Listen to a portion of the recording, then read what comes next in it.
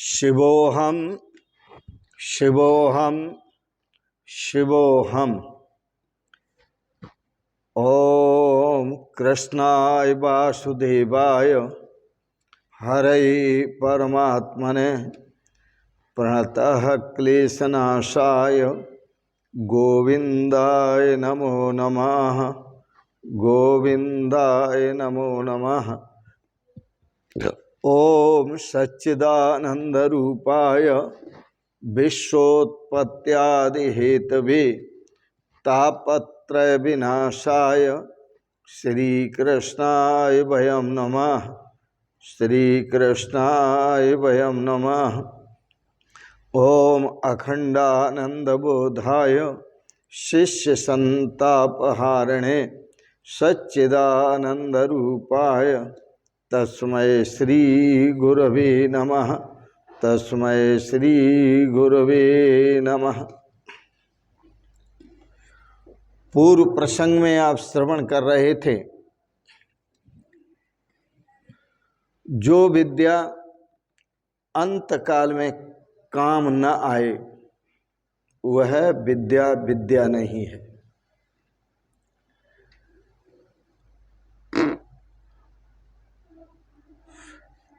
धर्मराज की राज्यसभा में स्वयं द्वारिकाधीश विराजे थे, फिर भी धर्मराज युधिष्ठिर को उनके स्वरूप की पहचान नहीं थी।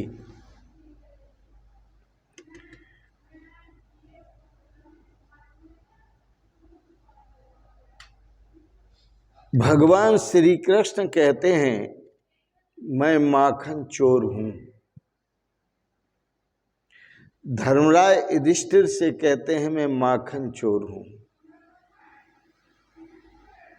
जिसका मैं मन चुराता हूं वही मुझे पहचान सकता है।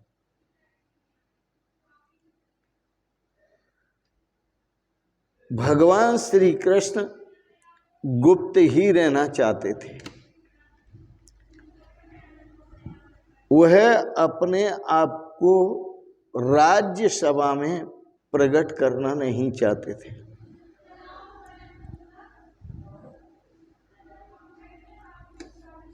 परमात्मा गुप्त ही रहते हैं, कोई प्रयास प्रकट होने का नहीं करते, और जीव गुप्त रहना नहीं चाहता, हर प्रयास अपने प्रकट करने का करता है। और जब हर प्रकार से प्रयास वह अपने को प्रकट करने का करता है, जैसे मैं कौन हूं, वह अपनी अंगूठी पर अपना नाम लिखा लेगा। मैं कौन हूं, अपने मकान पर अपना नाम लिखाएगा। मैं कौन हूं, अपनी पहचान के लिए बड़ी बड़ी वस्तुओं पर, छोटी छोटी वस्तुओं पर नाम लिखा लेगा। आजकल तो बड़ी विचित्रता है कि अपने शरीर पर ही नाम लिखा लेते हैं।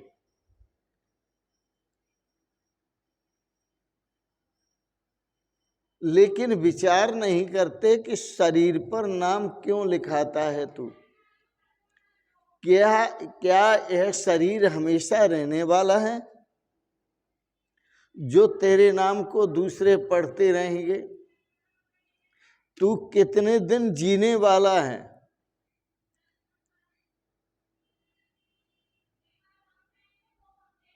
अरे तेरा है क्या संसार में? सभी कुछ तो श्री ठाकुर जी का है, भगवान का है। लेकिन मानव, यह जीव जो है, वह नाम और रूप में फंसा हुआ है। नाम और रूप दोनों ही मिथ्या हैं,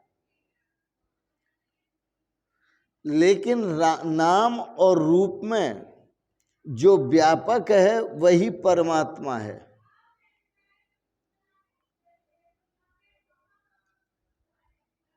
आजकल लोग महापुरुषों की या भगवान की सेवा करते हैं, वह भी कमाने के लिए सेवा करते हैं। ऐसा नहीं कि कमाने के लिए नहीं करते, कमाने के लिए सेवा करते हैं, लेकिन ऋषियों की, संत महापुरुषों की, पवित्र ब्राह्मणों की और भगवान की सेवा कमाने के लिए नहीं करो। मंदिर में कोई वस्तु आप देते हैं कमाने के लिए, क्या कमाते हैं? पुण्य कमाते। आपको शास्त्रों से, विद्वान ब्राह्मणों से ये पता चलता है कि दान देने पर ऐसा पुण्य प्राप्त होता है, भगवान को आभूषण चढ़ाने पर ऐसा पुण्य प्राप्त होता है, भगवान को वस्त्र चढ़ाने पर ऐसा पुण्य प्राप्त होता है।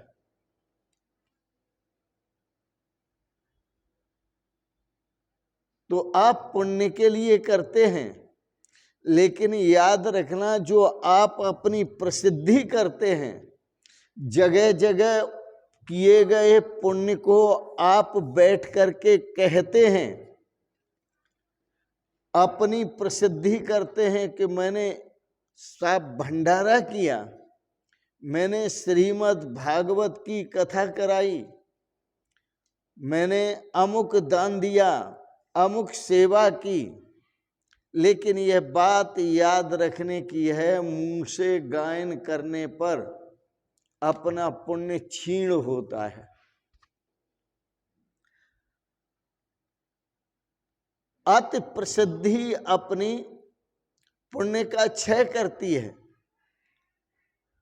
कृष्ण पांडवों के बीच में रहते थे, लेकिन फिर भी पांडवों में या कौरवों में उन्हें कोई पहचानता नहीं था। पहचाने भी उनको कैसे? युधिष्ठिर के, धर्मराज युधिष्ठिर के राजसूय यज्ञ में वह जो काम करते थे वो झूठी पत्तलें उठाने का काम करते थे। धर्मराज युधिष्ठिर ने भी ये मान लिया कि ये मेरे मामा के लड़के हैं, इसलिए ये सेवा कर रहे हैं पत्तल उठाने की। श्रीमद् भगवद गीता के गायक भगवान यही तो दिव्य उपदेश गीता में दे रहे हैं कि यही कर्म योग है, जो निष्काम भाव से किया जाता है, जिसका न पुण्य प्राप्ति का लक्ष्य है न अपनी प्रसिद्धि का लक्ष्य है, यही निष्काम कर्म योग है। उन्होंने अपनी वाणी से अपने आप को कहीं भी प्रदर्शित नहीं किया कि मैं इतना बुद्धिमान हूँ, इतना बलवान हूँ, इतना ज्ञानवान हूँ और इतना दानी हूँ, इतनी शक्ति वाला हूँ। कुछ नहीं कहा भगवान ने।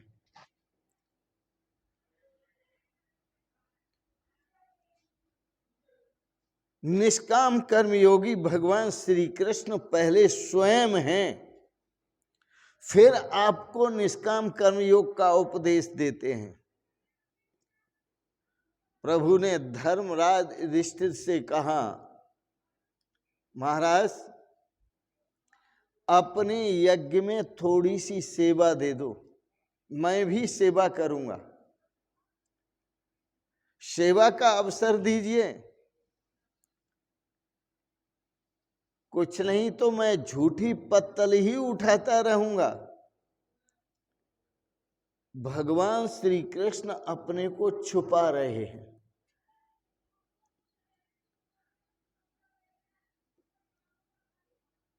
भगवान श्री कृष्ण ऐसा काम करते थे कि उनको धर्मराज भी पहचान न सकें। ईश्वर स्वयं ऐसा अनुभव नहीं करते हैं कि मैं कुछ कर रहा हूं, ऐसा भी अनुभव नहीं करते हैं कि मैं ईश्वर हूं, क्योंकि वह जानते हैं यदि मैं अपनी प्रसिद्धि करूंगा तो मेरा ईश्वरत्व नष्ट हो जाएगा। इसी प्रकार जो अपने पुण्य की प्रसिद्धि करता है उसका पुण्य क्षय होता है गायन करने से, प्रसिद्धि करने से। धर्मराज इस बात को भूल गए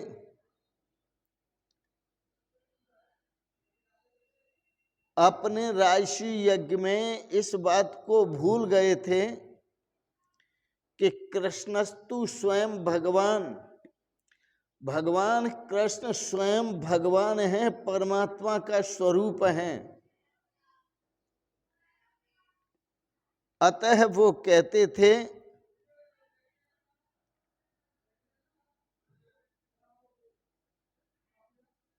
कि भगवान के दर्शन मुझे अभी तक नहीं हुए। हों कैसे, क्यों हों? भगवान के दर्शन जो होते हैं वह कब होते हैं मैं बताता हूं।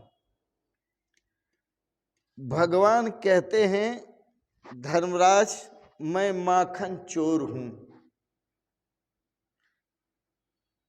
तुम्हारे राजसी यज्ञ में पतलें उठाता हूं,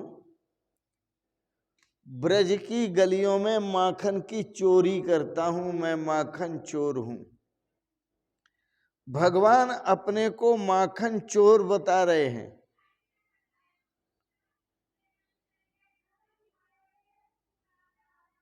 जब भगवान ने अपने को माखन चोर बताया, बड़े बड़े ऋषि मुनि भी जो होते हैं, महान ऋषि मुनि,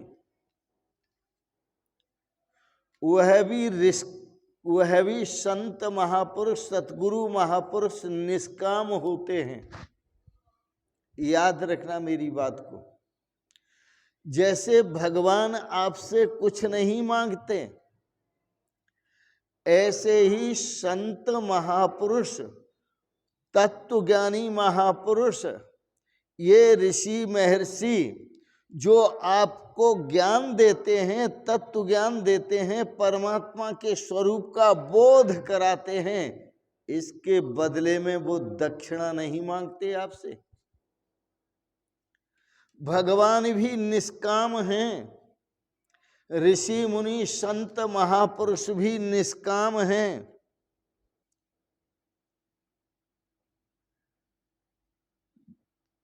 नारद जी, धर्मराज, नारद जी भी गुरु हैं धर्मराज युधिष्ठिर के, लेकिन ये सतगुरु नहीं हैं। नारद जी ने धर्मराज युधिष्ठिर को कहा कि तुम्हारे यज्ञ में बड़े बड़े ऋषि मुनि पधारे हैं, आए हुए हैं, इन सभी ऋषि मुनियों को दक्षिणा का लोभ नहीं है, और इसमें बड़े बड़े ऋषि मुनि उनको पहचानो जो निष्काम हैं। एक का नाम है महाक्रोधी महाज्ञानी दुर्वासा ऋषि, और दूसरे का नाम है जमदा अग्नि। तो जो जमदा अग्नि ऋषि हैं और दुर्वासा ऋषि हैं वह निष्प्रह हैं, उनकी कोई भी इच्छा नहीं है, वो इच्छा से रहते हैं। निष्काम कर्मयोगी इच्छा से रहित होते हैं। भगवान श्री कृष्ण ने पहले स्वयं निष्काम कर्मयोग का आचरण किया, फिर गीता का उपदेश समाज को दिया, वह निष्काम कर्मयोग का उपदेश दिया। उपदेश देने का उसी को अधिकार है कि जो पहले अपने पर शासन कर लेता है। धर्मराज के यहाँ विशाल जन समुदाय एकत्रित हुआ था। वहां दुर्वासा ऋषि भी पधारे। उनको आशंका थी कि कहीं कुछ यज्ञ में अधर्म आचरण न हो जाए। ऐसी आशंका करके वह तप करते थे, अनशन करते थे, अन्न भी नहीं खाते थे। दूर्वा घास, जो दूर्वा घास होती है वो खा करके वह व्रत करते थे कि इस यज्ञ में कहीं अमंगल न हो जाए, क्योंकि यह धर्मराज हैं और धर्मराज के यज्ञ में अमंगल हो गया तो ठीक नहीं है। क्योंकि दुर्वासा ऋषि भगवान श्री कृष्ण के ब्रह्म ज्ञान के गुरु थे, सतगुरु थे। महर्षि दुर्वासा ऋषि ने ही ब्रह्म ज्ञान का उपदेश भगवान श्री कृष्ण को दिया था। तो ब्रह्म विद्या के गुरु द्वारिकाधीश के दुर्वासा ऋषि हैं। और भी बता देता हूं आपको, जो शिक्षा गुरु हैं भगवान श्री कृष्ण के, वो महर्षि गर्गाचार्य हैं।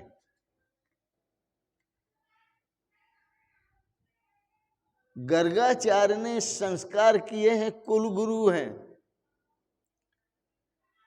तो जो कुल गुरु हैं उन्होंने संस्कार दिए, संस्कार किए, वो महर्षि गर्गाचार्य हैं।